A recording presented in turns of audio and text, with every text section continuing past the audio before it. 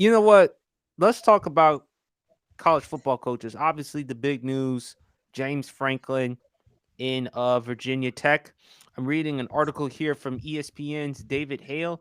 James Franklin's new contract with Virginia Tech will net the former Penn State coach at least $41.75 million over the next 5 years, according to a term sheet released by the school Friday.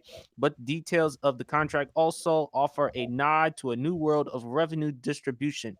Franklin's deal, which runs through 2030, is largely backloaded, with Virginia Tech on the hook for $6 million for the 2026 season and up to $13.25 million for the 2030.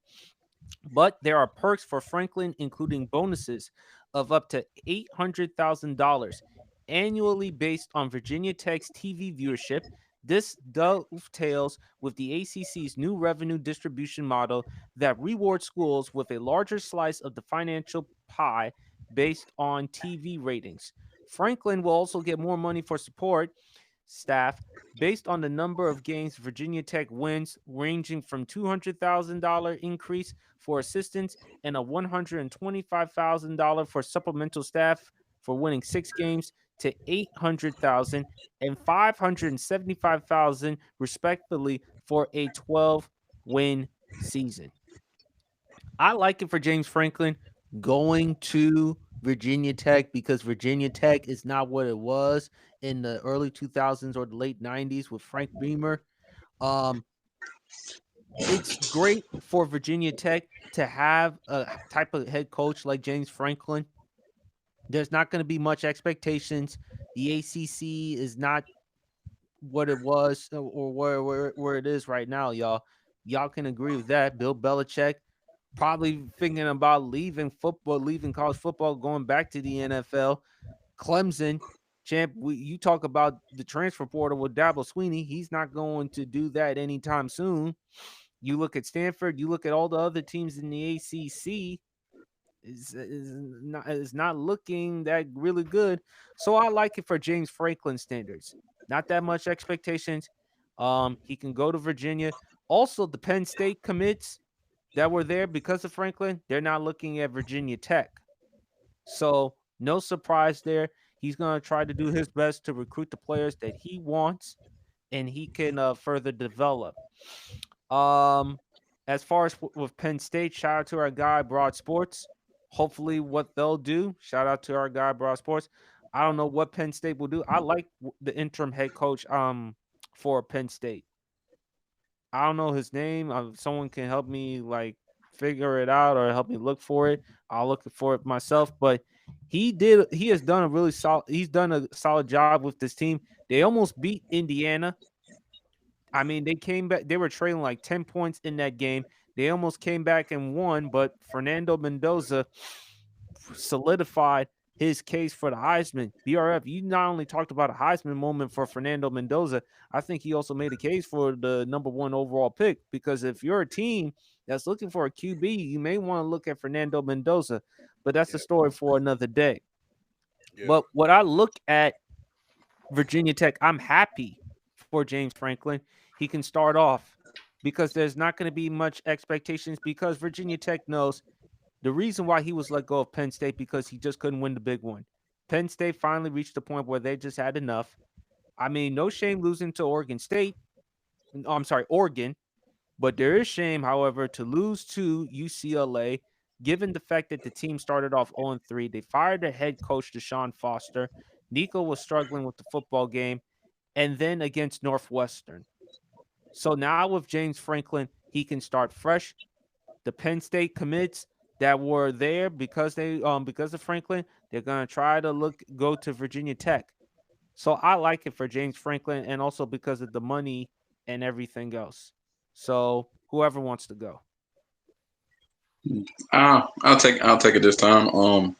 I like the move from James Franklin because it's sort of like kind of I don't know what was going on at Penn State, whether it was just like the pressure of trying to win a national championship was really getting to him. Like it just felt like a lot of factors that was really getting to him, and it just finally got to a point where he had to go.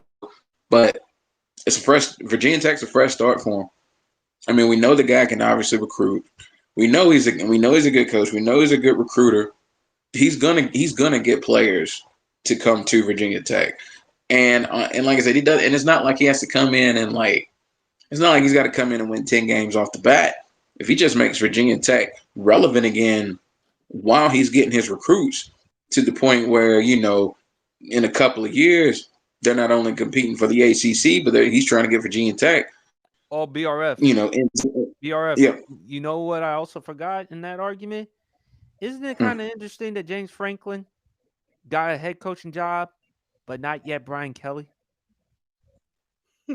Well, I mean, Brian, it feels like too many stories are coming out about the, dare I say, fakeness of Brian Kelly, but that's a conversation for another day. And I mean, like, and if we're getting on James Franklin for not winning big games, then what the hell is Brian Kelly? If we're getting on James Franklin for winning big games, what is Brian Kelly? If James Franklin is the prince, Brian Kelly is the king when it comes to not winning big games. So we'll leave it at that. So, but I just it's good for him because he could come in just rebuilding that culture, just returning Virginia Tech for what they were in like the early to mid 2000s. Just whether it was Mike or Marcus or Tyrod Taylor when he was there, just those glory days of Virginia Tech where they were competing year in and year out. When that stadium was one of the hardest stadiums to play in college football, so it's good for him, and I think I know he had to kind of weigh his options as far as the colleges that had openings or colleges he could go to. And I got to give it to him. I think going to Virginia Tech was a pretty shrewd move on his part. It was good. I think it was a pretty shrewd, good move on his part because he can come in, operate on his own terms. He ain't got to wow him right off the bat. But I tell you what, if he comes to Virginia Tech and he knocks off like 8-9 wins his first year as a coach, the fans are immediately they're like, oh my gosh, they're in love with James Franklin right off the bat if he can reel off 8-9 wins his first year. And like I said, he's a good coach. He knows how to recruit. He is a player's coach. I mean, the one video of James Franklin that always kind of that I respect was him driving during the NFL draft, literally going an hour between two of his guys getting picked in the first round. So I mean, that's the love a guy like that has for his players. And I think Virginia Tech, the fans, the boosters, everybody, you see clips like that, and it should resonate with you as far as what he's going to do and how he's going to want his players to believe in him the way that he's going to believe in his players. So I like this move for him. I feel like Virginia Tech. I don't know, man. I'll say this with Virginia Tech. I'm a Georgia guy through and through, but Virginia Tech for me was always one of those schools that I like to see succeed. It's just I don't know. It was just something about the atmosphere when you went to Lane Stadium. It was just something about that atmosphere that just even if you're like a fan of a different school and you watched the game on TV and you saw Lane Stadium and you just like, damn, okay, I can get with this, whether they were in the Big East and now with them being in the ACC. I think James Franklin might be the guy to really kind of hopefully bring them back to prominence and hopefully bring them back to a situation where they're competing for championships. I mean, let's keep it a buck. They've been nowhere near relevant since, the era of the college football playoff. And it really was like the BCS era was the last time where they were really making noise and contending for spots. So I think James Franklin did himself a big one on this. And I think with his style of coaching and his style of recruiting, I think he can get them back. I think he could get them back pretty quickly. He doesn't have to rush anything. I mean, I don't think he's going to win. I don't think he's going to go like 11-2 his first year at Vautech. But I mean, I could see an 8-9 win first season out of him. And honestly, you get that the recruits and everything is gonna come your way because it's basically how it was at Penn State. He didn't come out wowing him out the gate, but when he started getting the wins, the prominence and the respect and just it's gonna come. It's gonna come. I think it was a good move on James Franklin's part to pick Vautech, and I think he can return them. He can return them to the prominence they once had back in the 2000s. Well, the last time that Virginia Tech was a 500 team, you got to go back to 2018. That's when they finished 6-6 and they lost in the Military Bowl that year. So for James Franklin, if he can get them to 8-9 wins, no one is expecting them to turn Virginia Tech just like that. But if they can be good enough, legitimate, that's all you need. As you always say, champ, don't be pretty, be good. That's all you got to be. Just don't be pretty, be good. Eventually, you'll be pretty as time goes on with your career. But you just got to get the right types of players. You got to have the right type of culture. It seems like a good fit for James Franklin because after all, he's a good man, family man. I mean, he was a good coach for Penn State and also for Vanderbilt. So he's a likable person, and we would like to see him do well. So, what are your thoughts, champ? I like it. I don't like it. I love it. I love it. And I'll be short and sweet with it. 2 minutes of your time, no more, no less. He gets to take his time. Mm-hmm. He gets to take his time. He gets to take his time and build it. There's no pressure every single year in Virginia Tech in order for you to win and go to the college football playoff. The ACC is mid at best. You get a chance to do and take your time to build a program, get your claws into the program, then see where you can go. The minimum it takes to turn a program around, 2 to 3 years. Around that ballpark. Around that ballpark. So I think by year 3, we'll start hearing him. If not year 2, knowing how great of a coach he is.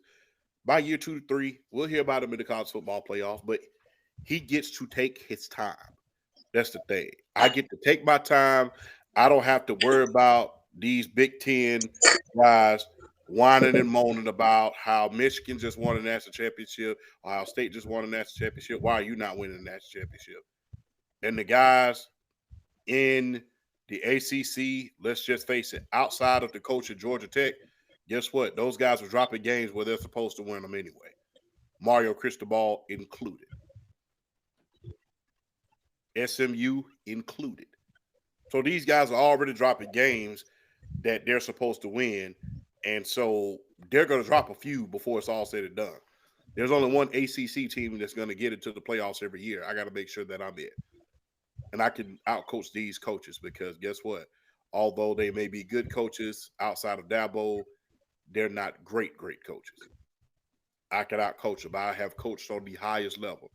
Big Ten is the northern version of the SEC. Especially how deep they are right now with the new college football playoff format. Exactly. So he gets to do much like Kurt Cignetti was able to do. Take his time and build it. It's not going to happen overnight, and I'm not going to be pressured with national championship or bust, even if I don't win it by my 3rd year. And look, one thing that I don't think that people are taking in consideration about the house that Michael Vick built when it comes to Virginia Tech. Virginia Tech, much like Oregon, is known for that speed.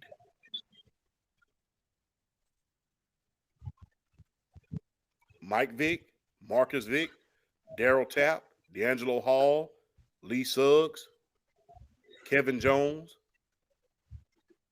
A lot of great backs, a lot of great players came from Virginia Tech, and they had the speed on their side. So it's a speed factory, much like Oregon. So he can do some things there, and he gets to take his time. So that was huge for James Franklin. I get to take my time and do it the right way. That's the thing, the right way. I don't have to go out here and try to grab everybody out of the transfer portal in order to Nah, make you don't something need to happen. do that. No expectations. Yeah, no expectation. I get to build it. I get to take my time in order to do it. Kind of like making a cake. If I got 5 days in order to bake it, guess what? I can let it sit, get all the ingredients that I need, and eventually bake it a day before it has to be ready. If I have to bake it and then I got to make an instant cake, then guess what? It's going to be some smoke in the city. There you go. There you go.